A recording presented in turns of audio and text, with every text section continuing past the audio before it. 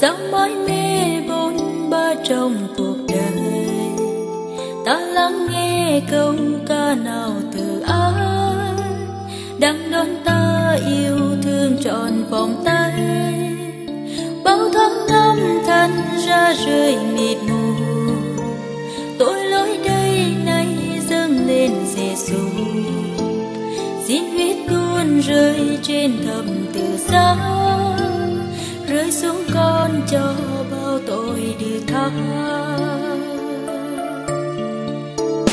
Và con sẽ cất tiếng ca ngợi tình yêu Giêsu quá cao vời.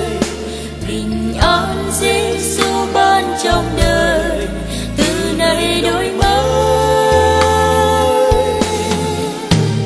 Lạy Cha yêu thương của muôn loài, về đây con xin dâng lên Ngài.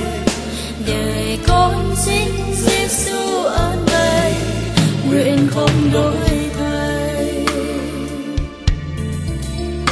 Giữa Chúa tôi mang thân trên thập hình, bao ác cam sao cam chịu một mình.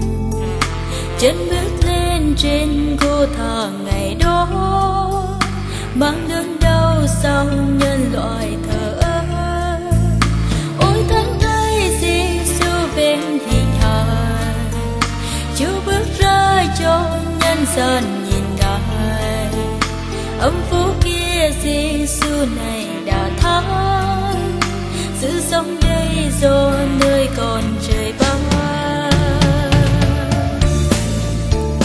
Và con sẽ cất tiếng ca ngợi tình yêu Giêsu quá cao vời. Bình an Giêsu ban trong đời, từ nay đổi mới. Lạy Cha yêu thương của muôn loài, về đây con xin dâng lên Ngài. Đời con xin Giêsu an bài, nguyện không đổi thay.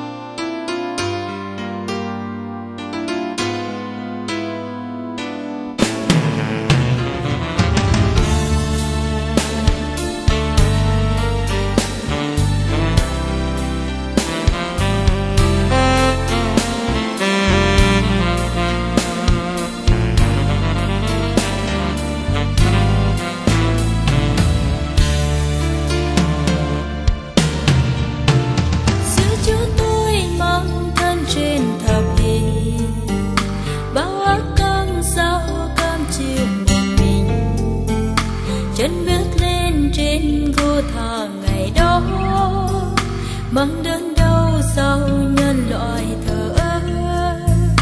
Ôi thánh thay Giêsu bên hình hài, Chúa bước ra cho nhân gian nhìn Ngài. Âm phủ kia Giêsu này đã thắng, sự sống đây do nơi còn trời ban.